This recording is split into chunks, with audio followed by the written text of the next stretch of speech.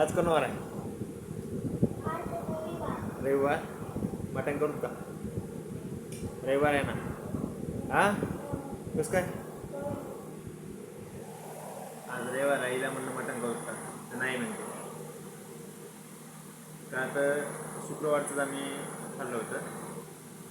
आता रविवार आला म्हणलं रविवारी करू का, बाबाला विचार, तर नाही बोलते. रविवार सोडायला म्हणते का वय? रविवार आपला वार आहे.